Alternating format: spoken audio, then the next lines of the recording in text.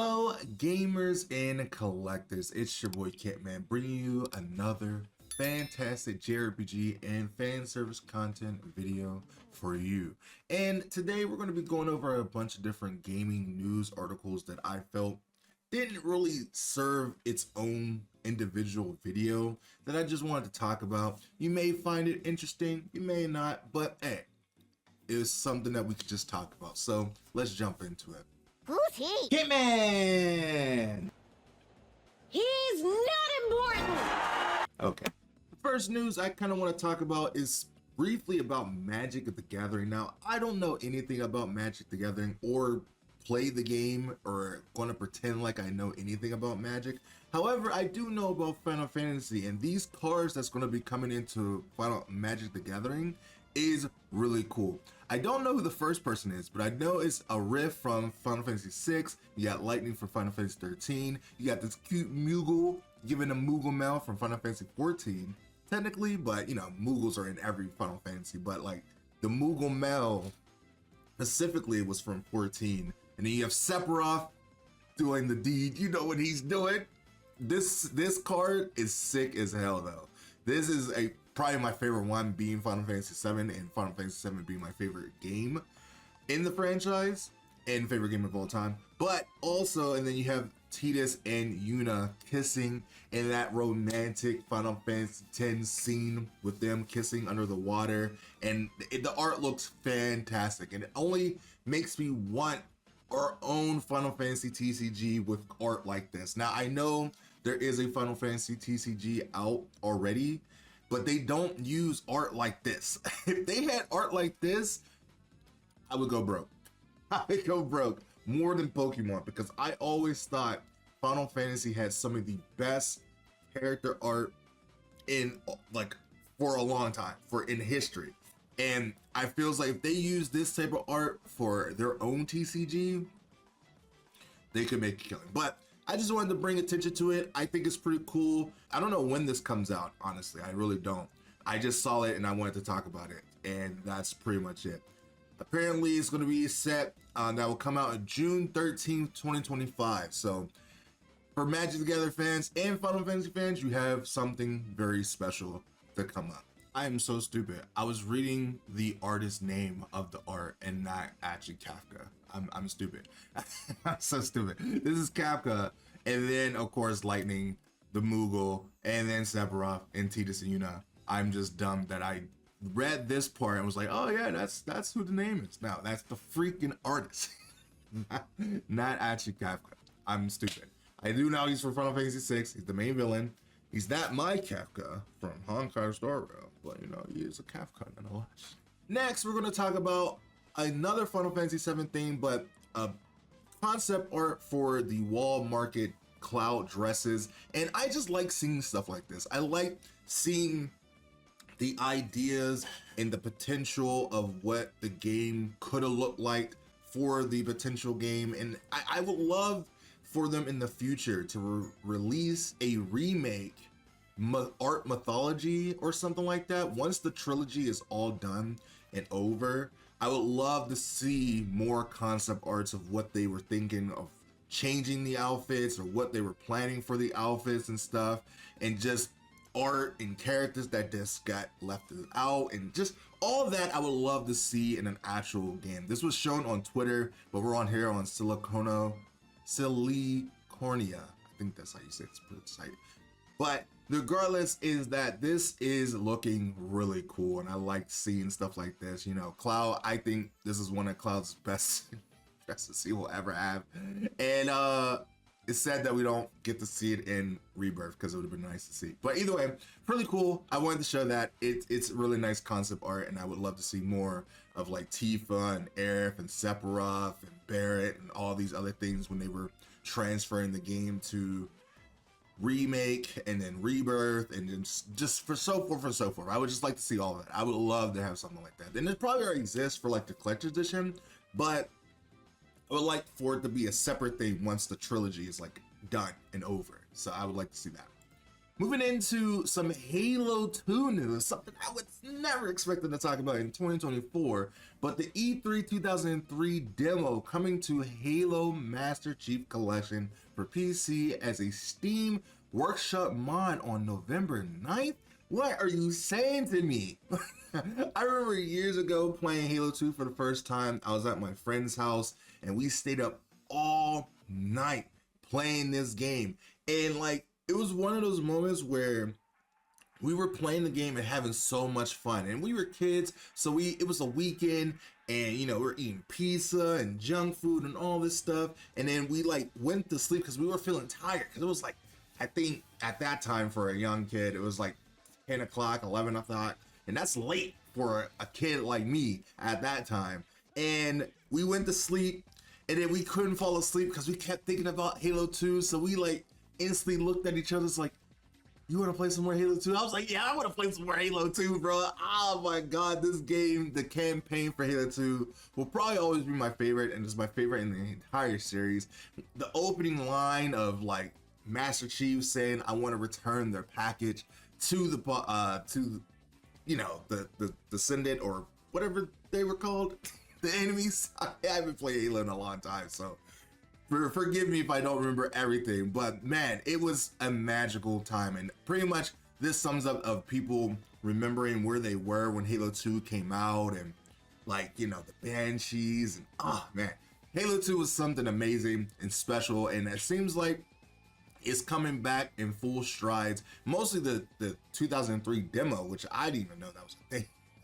What was I doing in 2003? I don't even know. I was still in middle school around that time. I was like in 8th grade. That's a long time ago. That's a long time ago. Either way, that's cool to see. But you know, I want to know what other mod potentials will that bring for the demo when it does come out. But November 9th is when that comes out, which is in a couple days. Next, we're going to talk about some River City 2 Double Dragons DLC launches November 12th. Coming into the game, you'll be able to play as Billy Lee and Jimmy Lee and have a full story integration with a new voiceovers by Dan Avadan. Oh, from Game Grumps. I was like, I know that name. That's Game Grumps from Aaron and Danny. I never call him Dan. So when I was like Dan Avadan, I'm like, that sounds familiar, but that doesn't sound right because his name is Danny. Either way, that's cool that Game Grumps is going to be voicing the voices of Billy and Jimmy, which is a perfect pair for a perfect duo, you know, a perfect duo for a perfect duo. And I think that's pretty cool. Now, I have yet to play River City Girls 2, and I want to very much so with my friend because I love beat 'em up games. Beat 'em up games are some of my favorite in the world to play. Streets of Rage, Double Dragons, Ninja Turtles, and you know, all that. I'm getting tongue twisted. I was trying to say names of Ninja Turtles, but there was like a different ones from the Genesis on the Manhattan one, and then in Turtles in Time, and then just all the other Ninja Turtle games, and then you know, you have Battletoads. I love beat 'em ups. I love beat 'em up games, and the fact that I haven't played this yet because I want to play it with my brother, and we haven't had the time to sit down and record this because we played the entire of the first game, and I feel it feels only right that my first experience of playing this game is with my brother, and I want to do that. And now we have even more reason to wait because if they're bringing out more DLC, this is definitely a reason for me to play this game.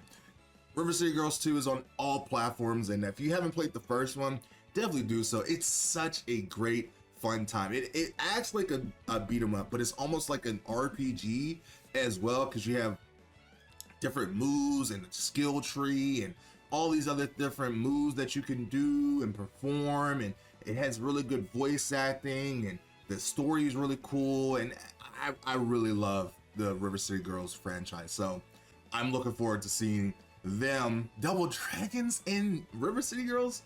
Do we need I wish we could get another Double Dragons beat 'em up game. That would be really cool. Xbox, this might be a wake up call for you to step up and give us another Double Dragons or Battletoads and remember Battletoads and Double. Let me don't even start. Let's move on. Next, a very important thing that we need to know about is all Switch games will be playable on the Switch successor, the Switch 2, which we're going to call it for short. And that is super good. This is one of those things that I was worried about, that when the Switch 2 does come out, will old games be playable? Because, or we have to buy them over again. Because the Switch 2, even though it's 7 years old, practically, that it's still, like, it would still hurt to have all those games just kind of be thrown to the wayside to start over again. And it makes me happy to know that the games will be able to carry over to the Switch 2. That is a major, major win for me. And that was the only thing that was holding me back from buying the Switch 2, because I didn't know if old games was going to be able to be played on the Switch 2. So now that I know that for sure, and the president of Nintendo has stated that it will be that way, I'm locked in. I'm locked in for Switch 2. I'll definitely try to buy it day one, and we'll see how much more the Switch 2 looks and feels on the time when we actually see the system and get closer to whenever that comes out. So yeah, but that's pretty cool. I mean, that's a really amazing thing to have for Switch owners. Just as a physical game owner, that's like huge news, huge news.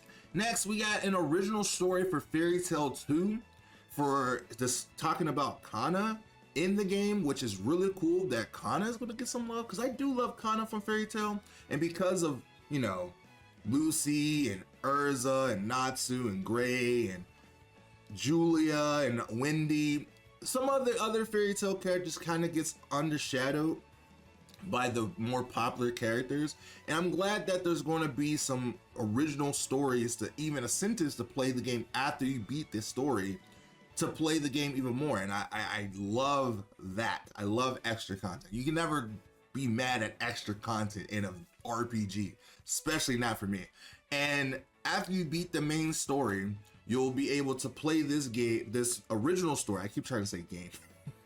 You'll be able to play this original story after the main campaign, and it takes place around the center of Kana and her father, and how their relationship is stride and build.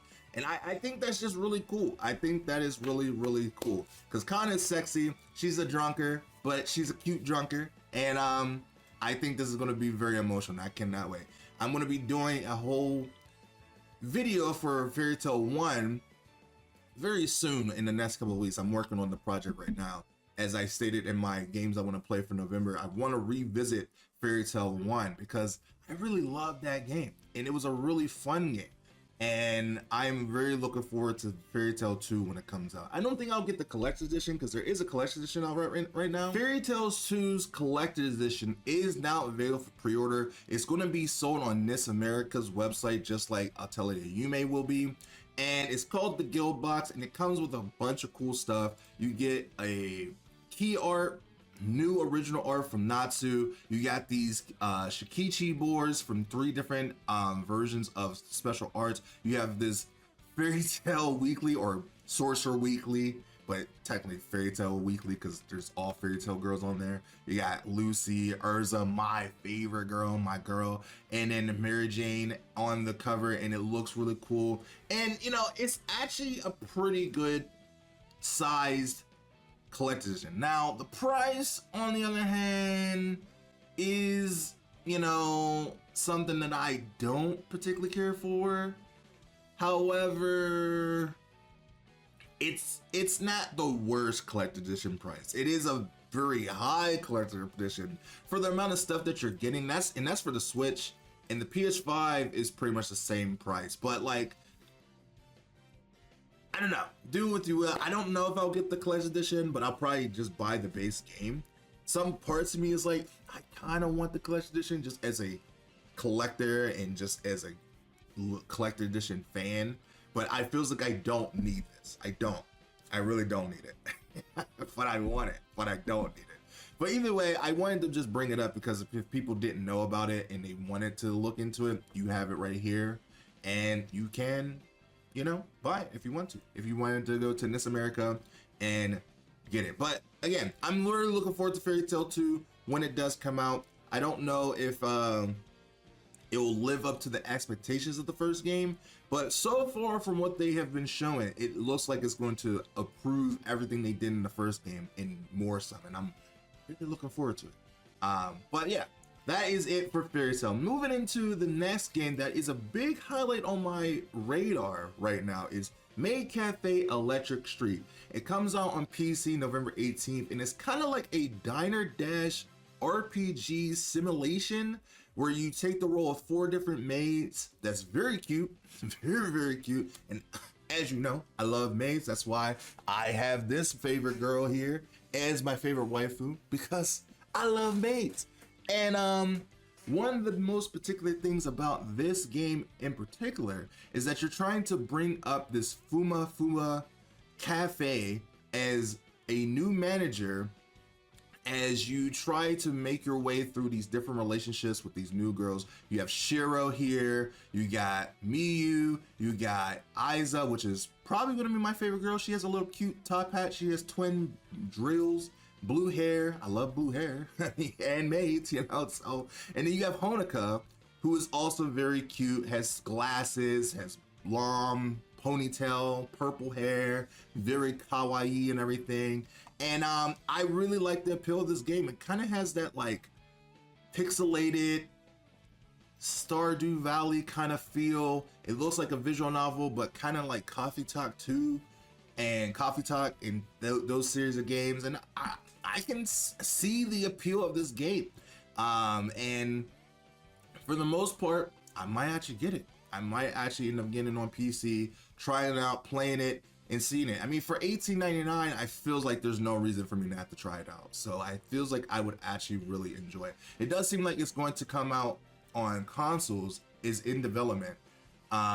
So there's going to be a console release later down the line. And if I enjoy the PC version, then I might buy it, the collection edition, when it does come out.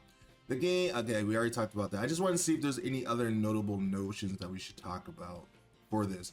Yeah, you are the protagonist. You quit your job in extremely toxic workplace and find yourself at the rundown maid cafe where a cute maid named Shiro works.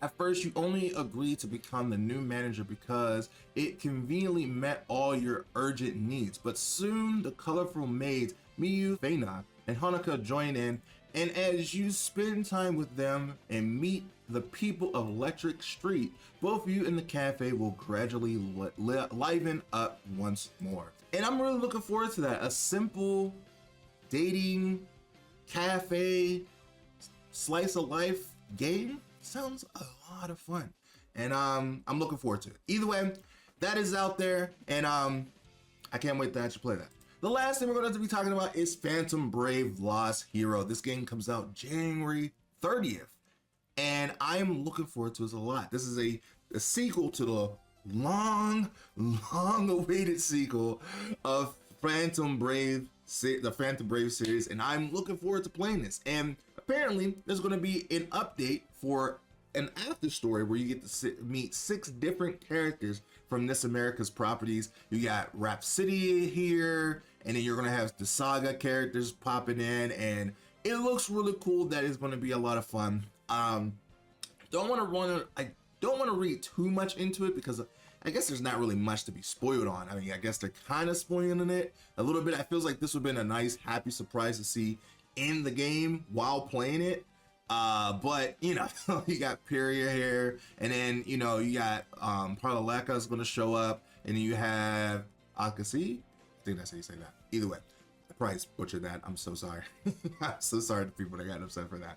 But either way, I am very excited to see all of them featured. And again, this will be played after the main story is done, and then you can go into all these different side quests for these characters, and I think that would be really cool. I'm excited for this. I'm actually probably going to buy the collection edition for this because it's only like $100, and it seems like a really good collection edition as well. I guess we can go back over here so I can show it. It's actually right here. So it's only $100, which is a pretty good collection edition for both PS5 and PS4 and Switch. And you get an art book, a soundtrack. You get this like acrylic stand of the new character in the game, and then of course of the main characters, and then it's just a really neat little like collector's edition. I really like the look of it. Comes in a small little cute little box, and I'm here for it. So a diorama stand, and then you also get this Lost coaster, the soundtrack, as I said. You got the art card sheet set, set, and then you have the Lost art book, which I'm really looking forward to that because I really love art books, as I stated earlier. I think there's a lot of cool stuff on the horizon, and of course, you know, this year, even though it had so many great games and so many amazing adventures that we was able to take place in, and it's still not over. You know, December is still it still has a lot of great games coming in, like Fairy Tale and a lot of other independent games that's going to be coming out, and I'm looking forward to those. But you know, 2025 seems like it's going to be a pretty stacked year for gaming, and I am looking forward to it very much so. But let me know in the comments down below, what is your favorite things that you're looking forward to the next year, or just games that's still coming out for the rest of the year. I would love to know what your guys' opinions is on that, because you know, there's a lot of games out there, and of course I can't cover them all, so I would love to hear what you guys think, or if there's the games that in the subjects that I talked about in this video interest you, let me know down in the comments down below as well. But for now, thank you so much for watching. Hit the like button. I'm trying to hit 10K by the end of the year, so with your help I could definitely do that. My name is Kentman, and I will see you in the next video next time. Bye me.